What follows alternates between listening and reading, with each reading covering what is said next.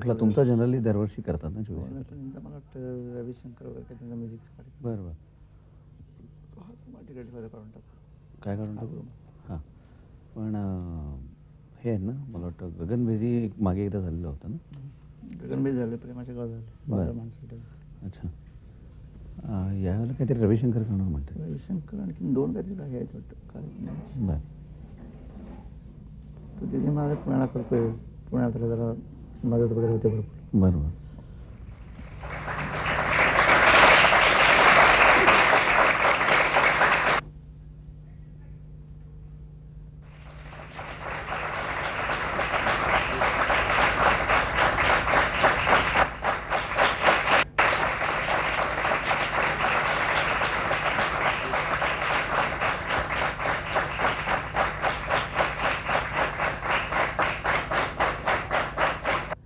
नमस्कार रसिको.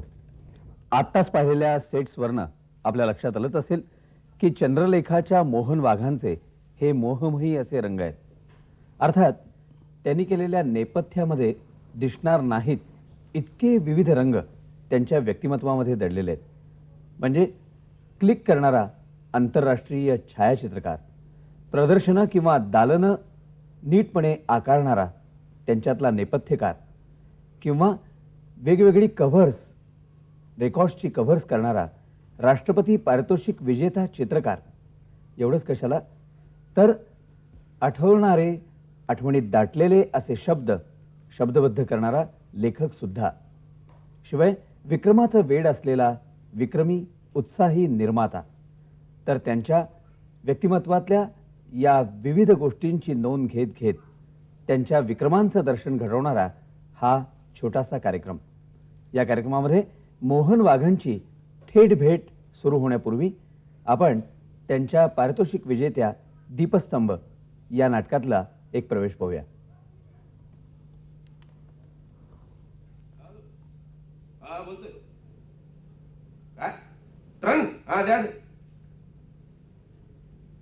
हॅलो. बोला विश्वासराव. नाही पण मानसी अर्ध्या तासापूर्वीच गाडी घेऊन गेली. अंकल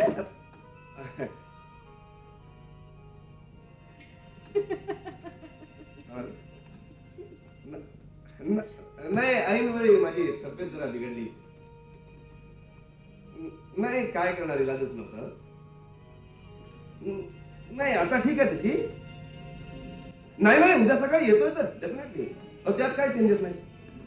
हा सॉरी हा माझ्यामुळे. थँक्यू. हा ठेवतो. चिडले होते पण इलाज नव्हता म्हणून गप्प बसले गे. आता उद्या बघ मला बरोबर. अरे उद्याच उद्या, तू आतापासून काय चिंता करते. मॅडम मॅडम तुम्ही इथे बसा बसा बसा.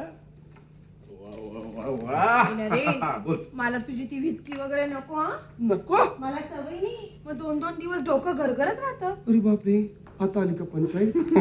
All right. तू जीन आहे, आपल्याकडे जीन पण आहे. फक्त लाईम ज्यूस. लाईम ज्यूस काय. अगं निशा आपल्याला सोडून चालली तिच्यासाठी. 1 फॉर हर रोड. बरं पण अगदी थोडी. हा तू म्हणशील तेवढी ग. हा तुझा बस. लगेच बास काय. हा निशाचा आणि हा माझा. No pani please on the rocks. This is yours. Thank you. Nisha आयला हसत पण नाही थोडस. काय ग Nisha. Hey come on. Just a minute. काय म्युझिक. बरं ये no no no ladies. मैं दोघीच पण ladies. I am the only gentleman. अरे काय हे लहान मुलासारखं करतोय. Sorry, very sorry. सांग ना ते. तुला सांगतो या निशाच्या सेंड ऑफ पार्टीसाठी मी एक खणखणीत भाषण पाठ केलेलं आहे. भाषण वगैरे काय करू नकोस. ही वेळ आहे का भाषण अगं करण्याची. हीच वेळ आहे. सेंड ऑफ पार्टीला भाषण नाही करणार तर काय कव्वाली करणार का. ऐक ऐक असं एक प्रसंग आठवतो असं म्हणतात ते. एक प्रसंग आठवतो. निशा ताई माझ्याकडे. निशा सांग टाळ्या नंतर वाजवतो भाषणाच्या नंतर. निशा ताई माझ्याकडे आल्या तुला ताई म्हणतोय आणि मला म्हणाल्या काय बोर आहे. मी जरी एडिटर असले नरेन. तरी तुम्ही सभेत. नरेन नरेन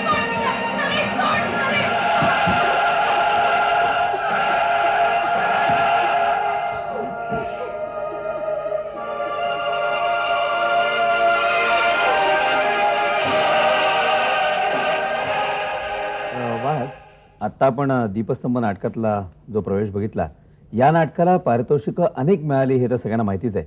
पण यापूर्वी अशी मिळवलेली ठळक अशी बक्षिसं कुठली? यापूर्वी मला जे महत्त्व वाटलं असं तुम्हाला सांगतो की गगनवेधी हे जे नाटक आम्ही ज्या नाटकाचा इंग्लंडला पहिला प्रयोग केला, बर, त्या नाटकाला ऑल इंडिया क्रिटिक्स अवॉर्ड मिळालं आहे. दिल्लीला हा समारंभ होतो. हां, आणि ते कुठल्या परीक्षकांनी पाहिलं की मराठी माणसांनी पाहिलं की अमराठी लोकांनी पाहिलं हे सुद्धा मला माहिती नाही. बर, आणि मला वाटतं हा मान किती मराठी माणसाने मिळाला आहे मला शंका आहे. त्यामुळे मला त्या बक्षिसाचं कौतुक आहे. बर, त्याचप्रमाणे बाबा आमटेंच्या जीवनावर आम्ही एक नाटक केलं होतं, वादळ माणसाळ ते वसंतराव कानिटकरांचं. बर, त्याला नाट्य परिषदेचं सुवर्ण पदक मिळालं होतं. हां हां, नंतर गगनभेदीला परत आमचं व्यावसायिक नाट्य निर्माता संघाचं बर. दत्ताराम बापूंच्या नावाने आम्ही जे एक अवॉर्ड देतो तेही मला मिळालं होतं. दत्ताराम बापूंच्या नावानं आहे हो. ते. बर, काय आता हे परत यावर्षी आम्हाला 17 अवॉर्ड्स मिळाले.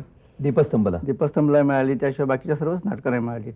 सुकं पाताला मिळालं, रमले मिमीला मिळालं. आणि हे सगळं मला एकट्यालाच मिळाले असं नाही, सर्वांना प्रत्येक डिपार्टमेंटला मिळालं. म्हणजे नेपथ्याला मिळालं, प्रोडक्शनला मिळालं, अभिनयाला मिळालं, रंगभूषेला मिळालं, बर. अभिनयाला मिळालं, अच्छा अच्छा. संगीताला. तुम्ही विक्रमतेचे भव्यतेचे प्रेमी आहात म्हणून केवळ विचारतो की हिंदी चित्रसृष्टीमध्ये भव्यता आणि विक्रम याच्या दृष्टीनं एक चित्रपट होऊन गेला, चंद्रलेखा. त्या चित्रपटाच्या नावावरनच भव्यतेच्या प्रेमी असलेल्या तुम्ही तुमच्या संस्थेचं नाव चंद्रलेखा ठेवलं का? नाही, असं नाही आहे की तुम्ही ज्या चंद्रलेखाबद्दल बोलताय ती फार जुनी ब्लॅक अँड व्हाईट जमान्यातली गोष्ट आहे. आता तुम्हाला माहिती आहे सगळा सप्तरंगी जमाना चालू आहे. कलरफुल वाघांचा. कलरफुल वाघ म्हणा किंवा कलरफुल प्रेक्षक म्हणा, आपण म्हणा, त्याचा काही प्रश्न नाही आहे. परंतु मला हे जे चंद्रलेखा नाव कसं सुचलं याचे तुम्हाला मी रहस्य थोडक्यात सांगतो. या व्यवसायातल्या काही कटू अनुभवामुळे ज्या क्षणी ठरवलं की चंद्रलेखा कंपनी जी काढायची मला ठरवलं, त्याच्यासाठी मला नाव सापडत नव्हतं. बर. म्हणून मी कानिटकरांच्याकडे गेलो होतो नाशिकला. तेव्हा त्यांना म्हणालो की मला एक नाव सुचवा. म्हणजे आपले वसंत कानिटकर. वसंतराव कानिटकर. हां. तर ते म्हणाले, मोहन तुला एक गोष्ट सांगतो की माझ्या चंदाचा जेव्हा जन्म झाला, म्हणजे त्यांची मुलगी, हां, त्या दिवसापासनं आम्हाला भाग्य लाभलं, चांगले दिवस आले. बर, तर पहा ते नाव तू वापरून, तुला माझी परवानगी आहे. बर. आणि हे चंद्रलेखा आहे त्यांच्या मुलीचं नाव. अच्छा. आणि ते वापरल्यापासून तुम्हाला माहिती आहे चंद्रलेखाचं यश काय आहे. का पण त्यावेळेला तुम्ही मला वाटतं चंद्री दुनियेमध्ये क्लिक करत होतात ना? फोटोग्राफी करतो, अजूनही करतो. अच्छा. पण मग हे क्लिक करत असताना नाट्य निर्माता होण्याची कल्पना मनामध्ये कशी काय क्लिक झाली? नाही, नाट्य निर्माता होण्याची कल्पना तशी माझ्या मनात अजिबात नव्हती. बर. परंतु काही मित्रांना मदत करण्याच्या भानगडीत मी हा सगळं एकंदर नाटकाच्या प्रकारात सापडलो. बरोबर. सर, पण त्यावेळेला आता फोटोग्राफर म्हटल्यानंतर कोणालाही आपला स्वतःचा फोटो पाहायला आवडतो आणि तुम्ही तर ज्येष्ठांचे काढलेले फोटो. बरोबर. तर त्या सगळ्या जनसंपर्काचा छायाचित्रकलेतनं आलेल्या त्याचा उपयोग निर्माता मोहन वाघांना चंद्रलेखाच्या जडणघडणीमध्ये झाला का? नाही, त्या लोकांचा तसा मला उपयोग काही झालेला नाही फारसा. त्यांनी कौतुक माझं केलं हे निश्चितपणे. परंतु मी छायाचित्रकार असल्यामुळे छायाचित्रकलेचा मला एक आर्टिस्ट म्हणून या व्यवसायासाठी खूप उपयोग झाला. बरोबर. तुम्ही ह्या कलेचा उल्लेख केलात म्हणून म्हणतो की फोटोग्राफर असताना तुमच्यातला संवेदनाक्षम असा मोहन जागा असतो आणि नाटकाचा व्यवसाय सुरू झाल्यानंतर त्याच्यातला वाघ जागा होतो, असं काही आहे का? असं नाही, काम करताना मला वाघासारखंच काम करावं लागतं. हां, परंतु हा दुसरा एक अनुभव आहे की आपण शांत वागतो, हां, सहन करतो. ह्या गोष्टीचा कित्येक वेळा असा गैरसमज होतो की लोकांना वाटतं की ही माणसं बावळट आहेत. हां, हां, आणि बावळटपणातनं जेव्हा घरभेदीपणा सुरू होतो हां. तेव्हा कुठेतरी मोहनला वाघासारखं वागावंसं वाटतं. म्हणजे थोडक्यात माझ्या मित्रांच्या बरोबर मी मोहन आहे आणि शत्रूंच्या बरोबर वाघ असं म्हणायला हरकत नाही. वा वा वा. आम्ही तुमच्या पण पुढच्या प्रश्नाकडे जाण्यापूर्वी दीपस्तंभामधलाच आपण आणखीन एक प्रवेश पाहूया. पाहूया अवश्य. आणि उलटा धरून वाच.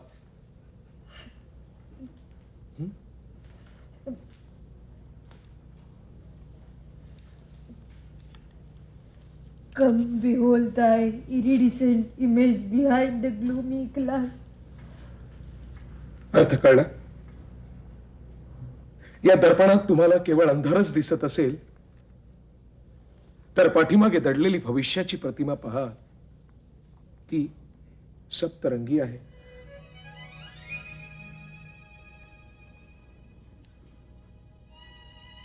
बरं का बोलू? मी जेव्हा लंडनला होतो ना शिकायला, तेव्हा मी जिच्याकडे राहायचो ती माझी लँडलेडी. बिचारी निखालस कुरूप होती, पण तिला असले विविध प्रकारचे आरसे जमवण्याचा विलक्षण छंद होता. ती मला नेहमी म्हणायची सुदैवाने मी इतकी कुरूप आहे की त्यामुळेच जगातला प्रत्येक चेहरा मला सुंदरच दिसतो.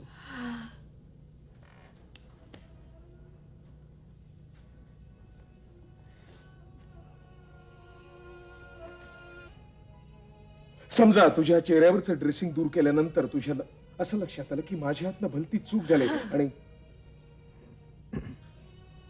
काय करशील?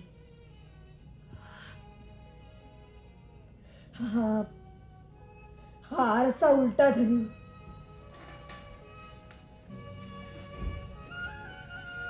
Come behold thy iridescent image behind a gloomy glass.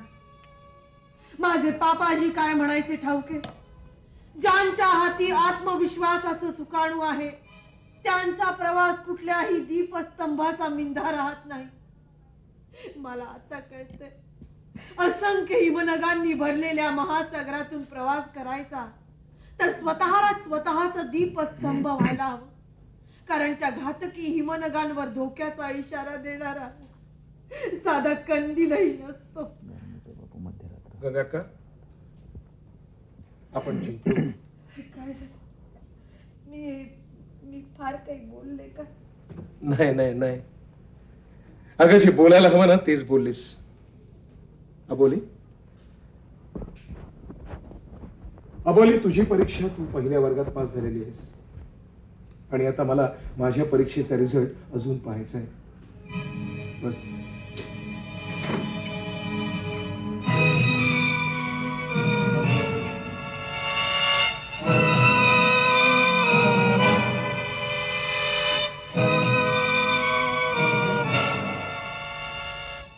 काय हो, ह्या दीपस्तंभाला तर बरेच बक्षिसं मिळण्याचा विक्रम झाला, पण एकूणच तुमच्या या सगळ्या विक्रमी वाटचालीची सुरुवात चंद्रलेखाच्या अगदी सुरुवातीच्या नाटकापासून म्हणजे गारंबीच्या बापूपासून झाली असं म्हणता येईल? हो, गारंबीच्या बापूच्याच वेळी मला एक अशी कल्पना सुचली हां, की आपण मध्यरात्री प्रयोग करून पाहिला 31 डिसेंबरला तर काय होईल.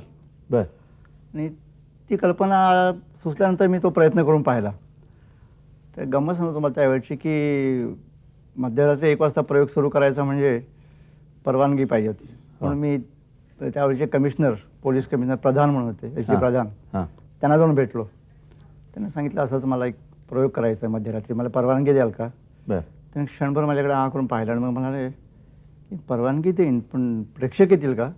बर. आणि ते प्रेमापोटी कुठे बरोबर. यांचं नुकसान होऊ नये ही त्याच्या पाठी भावना होती. बरोबर. तोच प्रकार झाला. बाळासाहेब ठाकरेंच्याकडे मी गेलो की असं मी प्रयोग लावतोय, बर.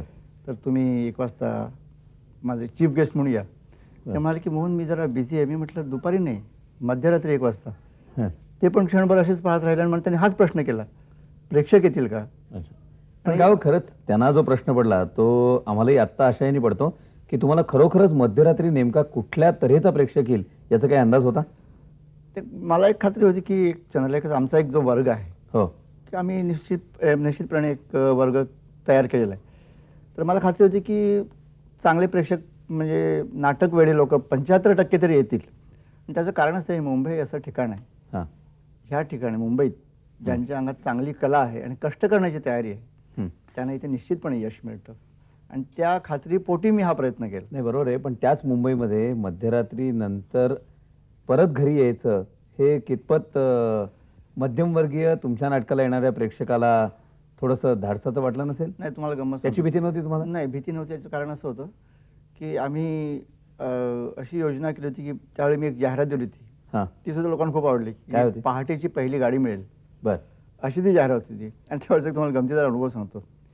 प्रयोगाच्या वेळी एक जोडपं माझ्याकडे आलं बर. आणि तो नवरा मला म्हणाला की म्हणे वाघ तुम्ही माझी जाम जिरवली. म्हटलं काय झालं? कोण परिचय सुद्धा माणूस नाही. बर. म्हणजे माझी बायको नेहमी म्हणायची मला नाटकाला जायचं आणि आम्हाला वेळ जमत नाही. आणि मी त्यांना सांगितलं गमतीत, कोणतरी मध्यरात्री प्रयोग झाला तर तुम्हाला घेऊन जाईल.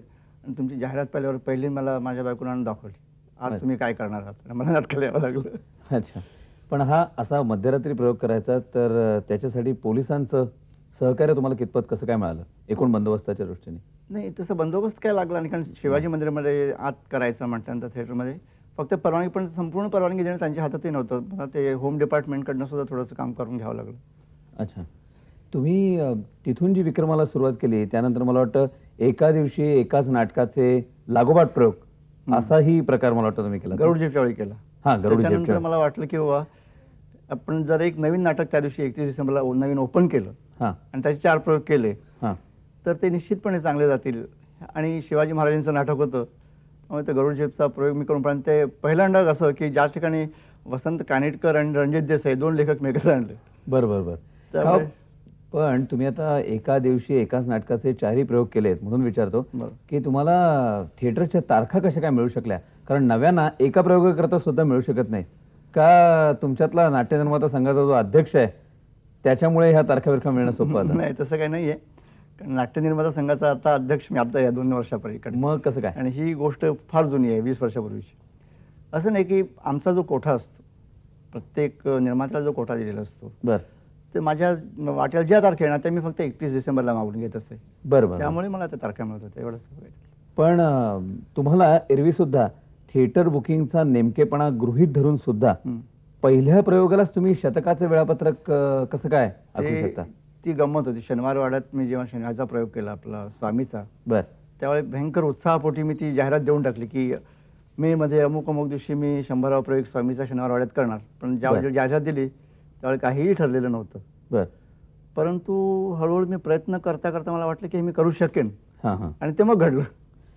पण एक मला सांगा की अशी त्या तारखा मिळाल्या तुम्ही प्रयोगही करता सलगपणे 3-3, 4-4 प्रयोग केल्यानंतर त्या कलाकारांमध्ये थोडासा मेकॅनिकलपणा येत असेल असं नाही वाटत? नाही प्रत्येक कलाक्षेत्रात असं आहे ना रोज वेगळे वेगळे प्रयोग होतच असतात. पण हा कुठे वर्षातनं एखाद दिवसच आपण करतो. गरुडझेपसारखं एक नाटक असं की एकच नाटक आहे 4. आता यंदा पहा आम्ही तसे वेगळे वेगळे प्रयोग केले. बाकीच्या वर्षी वेगवेगळी नाटकं असतात. एकच नाटक असतं असाही भाग नाही. मान्य आहे मला. पण ते एका दिवशी सुद्धा जो शेवटच्या प्रयोगाची तिकीट काढून आलेला प्रेक्षक आहे त्याच्यावर थोडासा तुम्ही अन्यायच करता असं नाही वाटत? असं नाही कारण माणसांचा उत्साह संपलेला नसतो. त्याचे तुम्हाला गरुडझेपच्या एक मी उदाहरण देतो हां की त्या दिवशी 4 प्रयोग आम्ही केले. दुसऱ्या दिवशी 1 जानेवारी अंधेरीला प्रयोग होता आणि तो राजारामचं काम करणारा मुलगा 12 वर्षाचा परेला राहणारा बर आणि मुंबई बंद. बर सगळ्या मंडळीने चालत जाऊन अंधेरीला प्रयोग केला दुसऱ्या दिवशी एक आणि ते तेवढाच ताजा तवाना प्रयोग होता आणि अच्छा. तेवढाच उत्साही होता. म्हणजे शेवटचा प्रयोग असून सुद्धा त्या कलावंतांच्या उत्साही वातावरणामुळे ते होऊन जातं सगळं. आणि प्रेक्षकांनी त्यामुळे तो ताजा हो. वाटतो. अच्छा. तुमचा अगदी असा एक ताजा प्रयोग जो झाला की जो विक्रमी डेला साजरा झाला रमलेमी त्यातल्या पण जरा पुढच्या प्रश्नाच्या आधी जरूर एखादा प्रवेश पाहूया. जरूर पाहू.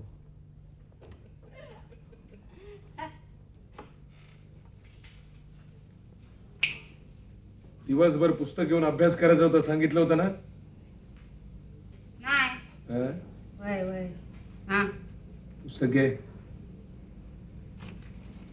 पुस्तक घे ना घोडे. इकडे.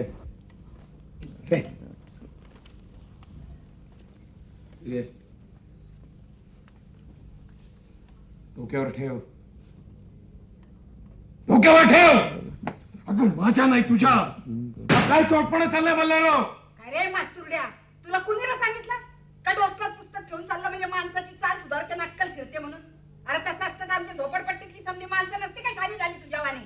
मी नाही तशी चालायची. मी चांगल्याच चालीची आहे. मला वाटन तशी मी चालन ना अभ्यास करण कळलं? तू तुझा बाप ये तुझ्या बापाचा बाप ये. तुझ्या अख्ख्या खानदानाला चालायला लावेन मी. कळलं? काय आहे? तुम्हाला ठाऊक नाही मल्हारराव? गेल्या 10 दिवसात 26 अल्फाबेट सुद्धा पाठ झालेला आहे तिची. अहो अभ्यासाला बसली ना की डुकरीणी सारख्या डुलक्या घेते गोडी. अरे काय सांगतोयस काय? तू आता इथे येण्यापूर्वी या रीडर मधले सगळे लेसन्स ती मला खडा खडा म्हणून दाखवत होती. आता तू इथे येण्यापूर्वी मला ती तेच वाचून दाखवत होती. लेसन्स हं. या रीडर मधले हो घडा घडा हो. का पिऊन आला काय तुम्ही? मी कधी पितो का? तुम्हाला तंबाखू चढली असेल. अरे अहो AYWDZK अशी मोडकी तोडकी तिची मुळाक्षर. अरे हो रे बाबा खरंच माझ्यावरती विश्वास ठेव. हवं तर आता तुझ्या समोर मी तिच्याकडून म्हणून घेतो. हं. काय? हं. तू हे घे. तू वेगे तू तिकडे जा असं इंग्रजीत म्हण. तू तिकडे जा असं इंग्रजीत म्हण. तू सावध राहा. मी लय सावध आहे. तू जवळ आहे असं इंग्रजीत म्हण. मी नाही तसं म्हणायची हा? मी तसं म्हणलं तर काळ्या लगेच जवळ येईल माझ्या हो बघा आला. हा काय चोळपणा चाललाय Malharrao? What nonsense is this? What nonsense is this? What nonsense? ती मला वाचून दाखवते का तुम्ही वाचून दाखवताय? I am sorry Vicky. अरे पण खरंच माझ्यावरती विश्वास ठेव. अनु बेटी, अगं तुला झालंय तरी काय? तुम्हाला ठाऊक नाही तिला काय झालं ते, पण मला माहितीये ना. झोपडपट्टीतला मुरदाडपणा अंगात घुसलाय तिच्या. पायावर वळ उमटल्याशिवाय मेंदूवर सुरकुत्या नाही उमटायच्या तिच्या. विकी, हा घोरी मार्ग झाला. अरे मला वाटतं तुझ्या विषयीच्या भीतीमुळे ती अशी आवाक होतीये. हे बघ, जरा तिला मायेनं नीट समजावून सांगितलंस ना तर ती माया सुद्धा. माणसाला असते काका दगडाला नाही. शराब ऐसे शराब. ए कुठे चाललीस? चालले परत झोपडपट्टीत. बाप घरात घेणार नाहीये तुला, कारण काम संपल्यानंतर पैसे मिळायचे त्याला. आणि बाहेर गेलीस ना तर फुटपाथवर पडायला लागेल एकटीला. आणि शेवटी कुंटरी लांडगा येऊन झडप घालून नासून टाकेल एक दिवस. रजार कुणा हरामजाद्याची हिंमत लागून गेली आहे माझ्या अंगाला हात बिलावायची. तू बघ ना पाठ बिलाव. लय मोठा तिस्मार खान समजतो स्वतःला. एबीसीडी येणाऱ्या माणसाला चक्कल नबरू असते वय. आणि काका चिक्कीवाले काय चिक्कीवाले आणायला दोन्ही कच मिळतात रस्त्यावर. लय मोठा इंग्रजीवाला साहेब लागून गेलाय. काय रे? जन्माला येताना काय कमराला टाय बांधून आला होता का रे तू? का डोसक्यावर हॅट ठेवून आला होता? आता काय कप झाला?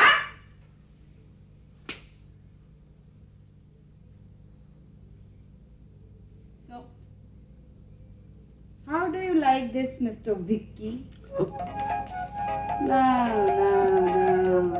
Be careful. And don't look at me like this. Tu For God's sake, will you please shut your mouth now? That's better. And आता ये भी ऐक. A B C D E F G H I J K L M N O P Q R S T U V W X Y Z. I go, we go, you go, he, she, it goes, they go, and now I also go.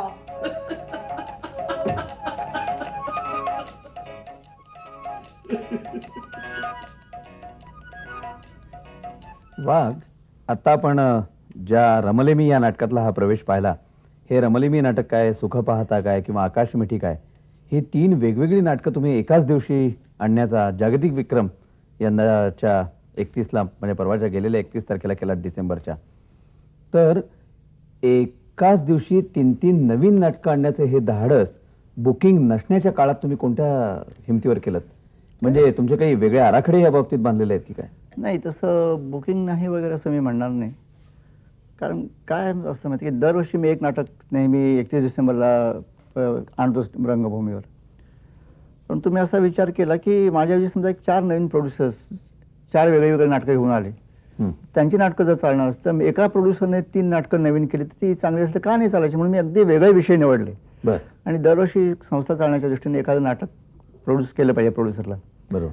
समजा एक produce केलं नाही चाललं तर संबंध वर्षभर पंचायत होती. त्यामुळे 2-3 नाटकं केली तर त्यातली 2 जरी झाली तर ती तुम्हाला ते धंद्याच्या दृष्टीने बरोबर फायद्याचं आहे. का पण एकाच वेळी वेगवेगळ्या थिएटरमध्ये तेच कलाकार वेगवेगळे प्रयोग करत असतात.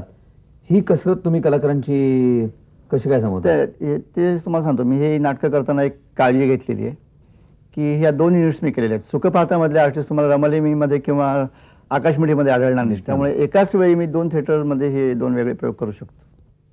पुढच्या प्रश्नाकडे जाण्याआधी रमलेमीचा आणखीन एक भाग आपण आता आधी पाहूया. तुझ्याही थोबाडात असं काही नाहीये की मी ते पाहत उभं राहावं, कळलं? जळकुट माकड आहेस तू काळ. होय, आवडतो तो मला, खूप आवडतो. होते मी रोमांचित, कारण तो आहेच तितका चांगला. तुझ्यासारखा जिभेवर निखारा ठेवून बोलत नाही तो. माणसासारखा वागतो माझ्याशी, माणसासारखा. मी हसत राहावं म्हणून खूप छान बोलतो माझ्याशी. माझं वागणं, बोलणं, चालणं, माझी प्रत्येक गोष्ट आवडते त्याला. फुलासारखा जपतो तो मला, म्हणून आवडतो तो मला. का आवडू नये सांग ना, का आवडू नये? आणि का आवडावास रे तू? हा, वागलास कधी माझ्याशी माणसासारखा? या जगात एकटी पोरकी अनाथ होती मी. कोण मी तेही मला ठाऊक नव्हतं. त्या गलिच्छ झोपडीत जनावरासारखी जगत होते मी. तू तू माणूस करशील म्हणून आले तुझ्या सोबत, पण तूही कुत्र्यासारखं वागवलंस मला. कारण तुझ्या दृष्टीने मी माणूस नव्हतेच, एक विकाऊ माल होते, विकाऊ माल. 3 लाख रुपयाची एक वस्तू, बस बस हीच माझी किंमत. मी मुंबईला परत निघालोय. अरे पण आजीमा म्हणाली होती की तू इथंच राहतोयस म्हणून. नाही, ते शक्य नाहीये.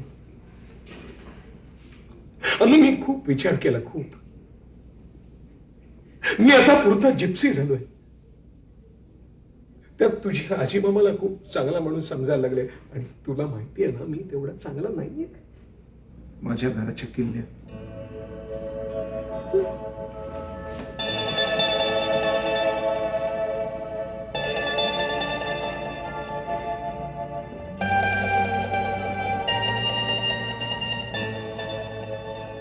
पण मला वाटतं रमलिमीला तुम्ही दिग्दर्शन सुद्धा केलंय ना? हो, केलेलं आहे.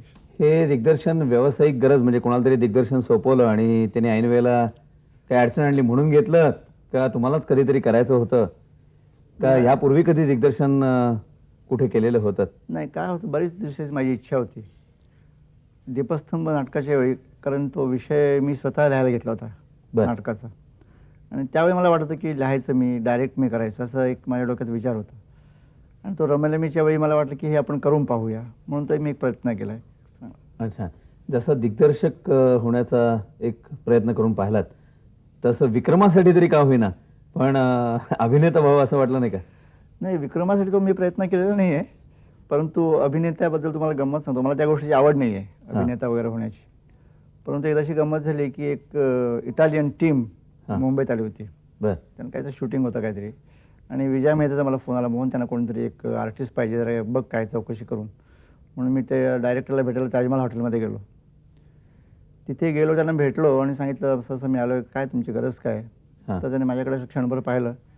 तो मला, वाय डोंट यू डू दिस, म्हणजे तुम्हीच हे काम करा. कुठलं काम होतं? एक महाराजा ऑफ इंडिया बरं बरं. असा तो एक रोल मला करावा लागला त्यावेळेला, आणि तुम्ही केला. अच्छा अच्छा, म्हणजे एकदा रंग लावून झालेला आहे. रंग लावून झालाय, पण परत लावण्याची इच्छा नाही. अच्छा, आता आपण ज्या रमलेमीचा किंवा सुख पाहता वगैरे ह्या विक्रम दिवसाच्या नाटकांचा उल्लेख केला, त्यातल्या सुख पाहता मधलं सुद्धा आपल्याला एखादं दृश्य पाहता येईल का? हा, जरूर येईल ना. बघूया. सांभाळ. हे काय आहे इथे? अहो, ते तुम्हाला बसण्यासाठी ठेवलंय. हो, thank you.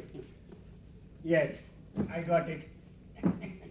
Well, ladies and gentleman, I am very sorry to tell you, माझ्या डोळ्याच्या रॅटिनाचा प्रॉब्लेम आहे. माझा रॅटिना सटकतो, मला वाचताना फार त्रास होतो. खालचे शब्द वर जातात, वरचे खाली येतात. त्यामुळे मी बाबा महाराजांचं सगळं व्हील काही तुम्हाला वाचून दाखवणार नाही. मेन पॉइंट्स तेवढे पाहिन, आणि त्यानंतर तुम्हाला व्हीलची कॉपी दिली जाईल. तुमच्या सवडीनं तुम्ही केव्हाही ती वाचू शकता. ओके? माय गॉड, हे काय आहे इथे? Hey, oh I am sorry. तू काय आहेस इथे उभा? What is your name? काय म्हणले? तुझं नाव काय? हैबती गांगुर्डे. हैबती गांगुर्डे. प्लीज ओरडू नको, मला दिसत नाही, ऐकू येत. Oh, Haibati Gangurde, glad to meet you. कुठे आहेस तू? येस. अरे, तू काय आता नोकर नाहीस, तू सुद्धा बेनिफिशरी आहेस. Have a seat, have a seat. Advocate Gurunath Chamadagni. बाबा महाराजांनी 2 महिन्यापूर्वी, मरण्यापूर्वी हे विल माझ्याकडून करून घेतलं, आणि त्यांनी मला आपला एकमेव एक्झिक्युटर नेमलेला आहे. बाबा महाराजांना त्यांचा कुणीही वारस. थँक्यू. मी आता बाबा महाराजांचं विल पाहतो आणि त्यांची इस्टेट जी काही आहे ती तुम्हाला सांगतो. ओके?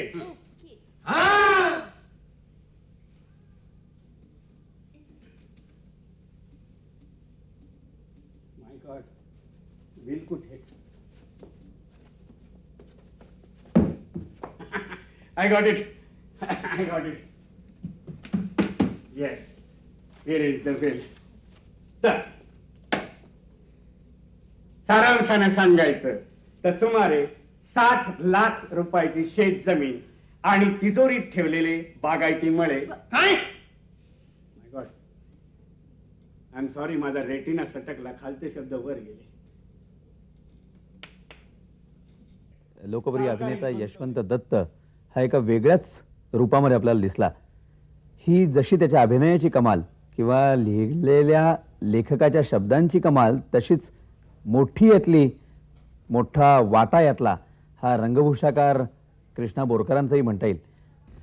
रंगभूषेपर्यंत विषय आलाय म्हणून तुम्हाला एक विचारतो, म्हणजे असं की गालावरच्या रंगांकडनं थोडंसं स्टेजवरच्या म्हणजे नेपथ्यातल्या रंगांकडे जातो, की त्या रंगांबाबत खास करून चंद्रलेखेच्या नेपथ्याबाबत ते फार भडक असतं, बडबडीत असतं, भडक अगदी स्वरूपाचं असतं, अशी एक टीका केली जाते.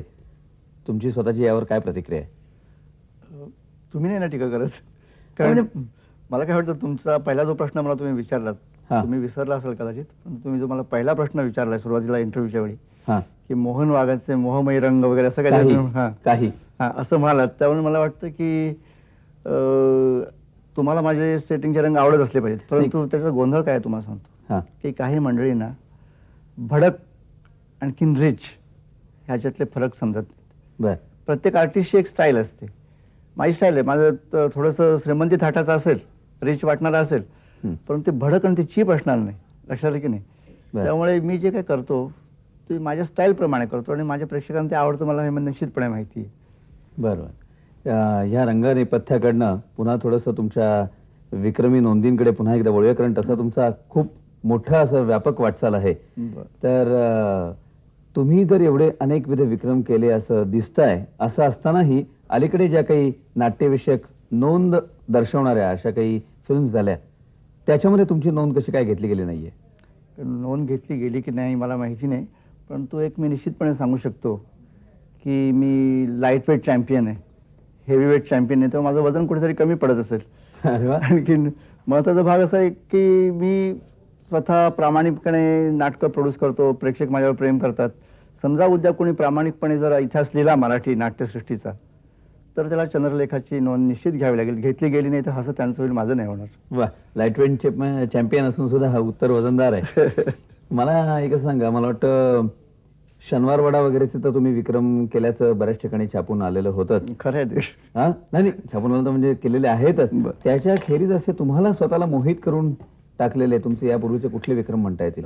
शनिवारवाड्याचे पूर्वीचे नाहीत, नंतरचे विक्रम तुम्हाला मी सांगतो की रिसेंटली आम्ही गगनभेदीचा पहिला प्रयोग म्हणजे मराठी नाटकाचा मराठी भाषेतला पहिला प्रयोग हा हा इंग्लंडला केला.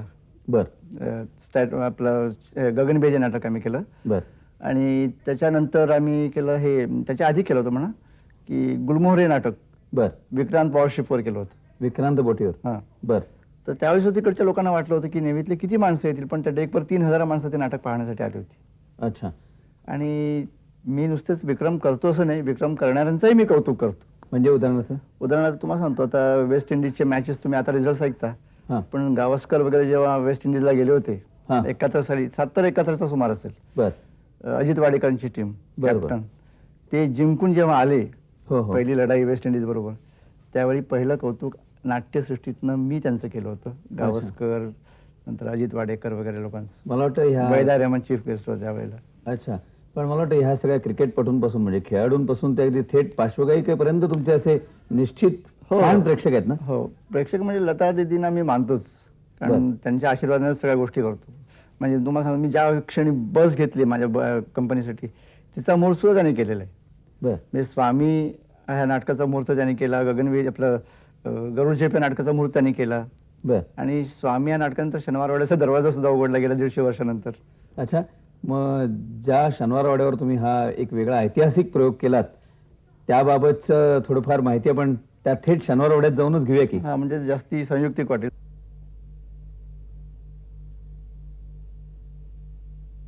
स्वामीचा 100वा प्रयोग याच वास्तूत झाला.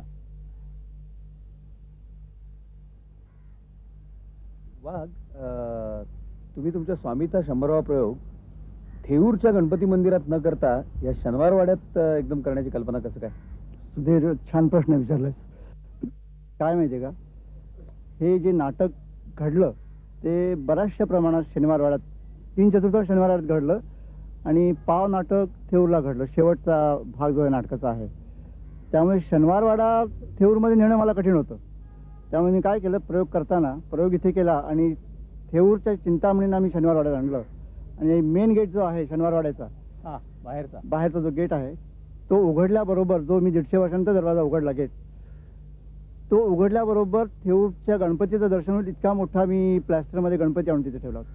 बरोबर. आणि तुमचे इथले कॉन्ट्रॅक्टर जे आहेत कुलकर्णी, ते असं म्हणाले की तुम्ही ऐतिहासिक थाटामध्ये इथे साजरा केला तो प्रयोग. तर बरं. ऐतिहासिक थाटामध्ये म्हणजे काय केलं होतं? मी माझ्या परीने तो पेशवाईचा संबंध, त्यावेळेचं वातावरण निर्मित करण्याचा प्रयत्न केला आणि मला वाटतं मी त्याच्यात यशस्वी झालो. मुख्य म्हणजे इथे ज्या ठिकाणी प्रयोग केला या भागात, तिथे आम्ही मोठा शामियाना उभारला होता प्रयोग करण्यासाठी आणि त्या संपूर्ण पेशवाई वातावरण निर्माण केलं होतं. तिथे जे डोर किपर्स होते म्हणा किंवा स्वयंसेवक सगळे ऐतिहासिक त्या वेशभूषेत आम्ही उभे केले होते. भालदार चोपदार सगळे आलेल्या लोकांना अत्तरदाणी, फुलदाणी सगळं जे काय करता येईल तेवढं तो महोत्सवाचा आम्ही भाग निर्माण केला होता. त्यावेळेला ज्या कलाकारांनी भाग घेतला त्याच्यापैकी कोणी या अशा ऐतिहासिक ठिकाणी प्रयोग करण्याबद्दल काही विशेष प्रतिक्रिया नोंदवली? 2 महत्त्वाच्या गोष्टी मी तुम्हाला सांगू शकतो. त्यावेळी जो प्रयोग करताना इकडच्या आमच्या कॉर्पोरेशनची आम्हाला खूप मदत झाली. नंतर पोलीस कमिशनर होते त्यावेळी तनखीवाले म्हणून, त्यांनी मला ही परवानगी दिली इथे प्रयोग करण्याची आणि आम्ही सगळी मदत करू असं सांगितलं.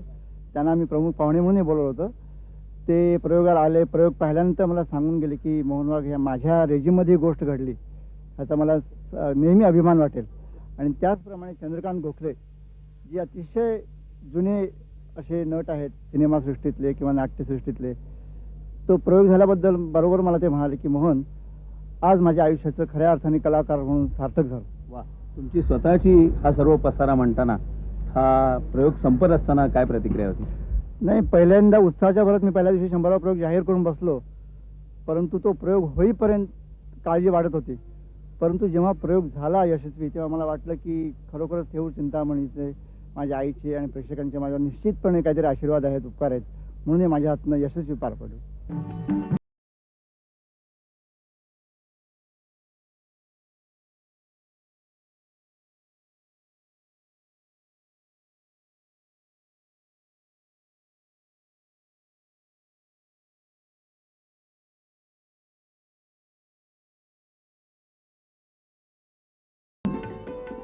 वाघ, तुम्हाला एक थेट प्रश्न विचारतो की असले सगळे विक्रम ही काही जणांना स्टंटबाजी वाटते. तुमचं काय यावर म्हणणं? प्रश्न विनोदी आहे, कारण हा नाही, प्रश्न हा खरा प्रश्न आहे बऱ्याच जणांच्या नाही, मनातला. प्रश्न आहे, पण ते कोण माणसं विचारतो तुम्हाला सांगतो. ज्यांना स्टंट आणखीन धाडस ह्याच्यातला फरक ज्यांना समजत नाही, तीच माणसाचा प्रश्न विचारू शकतील. कारण हे करायला धाडस लागतं. उद्या तुम्ही समजा चंद्रावर एखादा माणूस गेला तर त्याला स्टंट म्हणणार आहात की ताजमहाल बांधायला स्टंट म्हणणार आहात. आणि हा जर स्टंट वाटत असेल तर ह्या मंडळींनी तो करून पाहावा, म्हणजे अंगावरचे कपडे सुद्धा शिल्लक नाही उरणार. तुम्ही तो धाडसीपणा केलाय म्हणून त्याला स्टंटच्या ऐवजी आपण आता विक्रम म्हणूया. म्हणजे तुमच्या उत्तराच्या अनुषंगाने बोलायचं झालं तर का, पण तुमच्या असलेल्या धाडसी विक्रमाच्या मुळे तुमची व्यवस्था पाहणाऱ्या लोकांना त्यांची त्रेधातिरपीठ उडत नाही? नाही, असं काय होत नाही. ते आमचं इतकं वेल ऑर्गनाइज्ड आहे सगळ्या गोष्टी. मुंबईतले व्यवस्थापक म्हणा किंवा पुण्यातले व्यवस्थापन म्हणा, तुम्हाला वाटल्यास पुण्यात तुम्ही बालगंधर्वला जाऊन ते व्यवस्थापकांना भेटा, म्हणजे तुम्हाला त्याचा अनुभव येईल. म्हणजे आपले कुलकर्णी, माधवराव कुलकर्णी, त्यांना भेटूया बालगंधर्व. पासून मोहन वाघ यांच्या चंद्रलेखा संस्थेचं व्यवस्थापन आम्ही पाहतो. त्यांच्या कलात्मक आणखीन सौंदर्य असलेल्या नाटकांच्या व्यवस्थेच्या दृष्टीने आम्हाला फार उपयोग झालेला आहे. चॅरिटी शो तर त्यांचे हा म्हणता जातात. 10 मे 1975 साली चंद्रलेखा या संस्थेच्या स्वामी या नाटकाचा 100वा प्रयोग शनिवार वाड्यामध्ये सादर झाला. या ऐतिहासिक वास्तूचं दार 150 वर्षानंतर मराठी नाट्य व्यावसायिक निर्माता मोहन वाघ यांनी प्रथमच या प्रयोगासाठी उघडलं.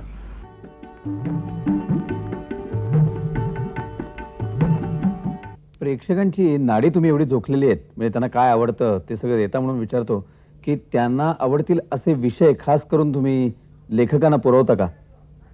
असं नाही, काही वेळेला मला सुचतात विषय. आता हल्ली काय झालं, व्हिडिओमुळे बऱ्याच गोष्टी सोप्या झाल्यात. समजा मी एकदा व्हिडिओ पाहताना एखादी फिल्म मला आवडली तर त्याच्यावरनं मी विषय सुचवतो, अवश्य विषय सुचवतो. पण मग अशाच ओघामध्ये तुम्ही शेक्सपियर 3 तासात पहा असली काहीतरी सनसनाटी जाहिरात करायची म्हणून गगनबेरीचा विषय कनेक्ट करणं तुम्ही सुचवलात का? नाही, मी तो विषय सुचवला नाही. तो कानेटकरांच्याकडेच माझ्याकडे आला होता विषय. कानेटकरांच्यामुळेच ते आम्ही नाटक केलं. या विषयापर्यंत आलो म्हणून विचारतो की तुमचं एकीकडे सगळे मगाशी उल्लेख केला त्याप्रमाणे तुम्हाला न वाटणारे पण लोकांना वाटणारे भडक रंग किंवा एकूण सगळा असा भव्यता विक्रम करणं या सगळ्यामध्ये मूळ संहिता कुठेतरी हरवली जाते असं तुम्हाला वाटत नाही? नाही, मुळीच वाटत नाही. कारण काय आहे, मी जेव्हा एखादं प्रोडक्शन करतो तेव्हा हां. तुम्हाला सांगतो की हा नेपथ्याचा वगैरे सगळा जो भाग आहे हा अलंकारासारखा आहे. संहिता म्हणजे जरा एक देखणी स्त्री आहे, हं. तर ती बेसिकली स्त्री देखणी असली पाहिजे. बरं. म्हणजे संहिता पॉवरफुल असली पाहिजे. बरं. तर हा बाकीचा सगळा भाग असतो तो आपण फक्त सुशोभित करण्याचा असतो. बरं. आणि तू मागासपासून सारखं मला रंगाचा विचारतोय, हां. तुला मला एक प्रश्न विचारायचा आहे. विचारा ना. तू इतक्या वेळेला मुलाखती घेतोस, हां. मी पाहिले तू साधे आपला लेंगा झब्बा असं असं काहीतरी मुलाखती घेत असतोस. बरोबर. आजच मुलाखतीला येताना तू वेगळ्या प्रकारचे कपडे जरा छान छोकी चकचक करून आलेस. काय माहिती का समोरच्याशी संवाद करताना तो सुसंवाद व्हावा म्हणून त्याच्या रंगात मिसळायचं असतं. हा, म्हणजे कुठेतरी तुला तुझं माझ्या म्हणून रंगात केलं. मिसळल्यासारखं वाटतं. काय तुमचं मूळ संहितेकडे पक्क लक्ष म्हणजे प्रेक्षकांना काय हवंय त्याप्रमाणे विषय निवडणं आणि मांडणीचा नेमकेपणा या सगळ्यातनंच मला वाटतं तुमचे हे सगळे विक्रम घडलेले असतील. बरोबर, पण विक्रम करण्यासाठी म्हणून मी विक्रम करत नाही. कुठेतरी बरं. माझ्या कलाकाराला माझ्यातल्या समाधान मिळावं. हां. की जोपर्यंत तुम्हाला नवीन काही सुचत असतं ना हां. तोपर्यंत कलाकार जिवंत असतो. पण ज्या क्षणी तुमचं नवीन सुचणं बंद होईल त्या क्षणी ते काही मग त्याच्यात जोर नसतो. पण बरोबर. जोपर्यंत सुचतं तोपर्यंत चालत असतं. बरोबर. आणि प्रत्येक कलेत असं आहे. हा बरोबर आहे.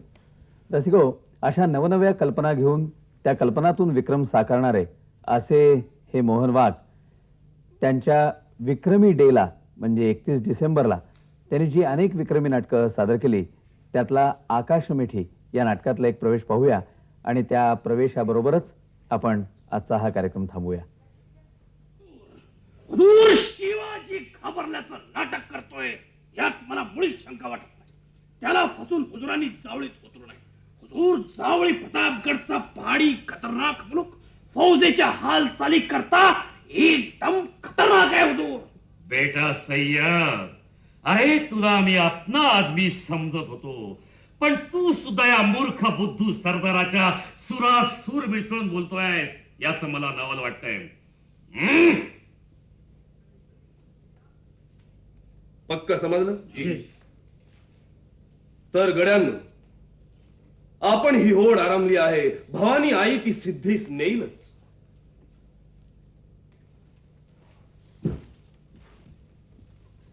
आम्ही खानाला बुडवणार हा पहिला पर्याय. खान आम्हाला बुडवील हा दुसरा पर्याय. आम्ही खानाला आणि खान आम्हाला बुडवील हा तिसरा पर्याय. पैकी पहिल्या पर्यायासाठी आम्ही आमच्या जीवाची शर्त करू. प्रसंगच पडला तर तिसरा पर्याय देखील आम्ही पत्करू. पण दुसरा पर्याय पत्करण्याची वेळ कधीही येणार नाही. कदाचित आमचंच काही बरं वाईट झालंच राजे तर ठरल्याप्रमाणे गर्दी करून खान फौजेला बुडवावे व राज्य राखावे. कोणीही घाबरं व्हायची गरज नाही. सर्वजण मासाहेबांच्या आज्ञेत राहा.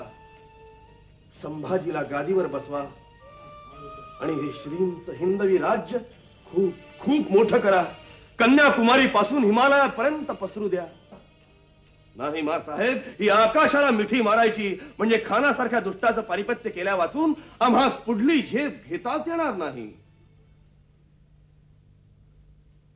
नाही बाळ, हे पहा पुसले आमचे डोळे.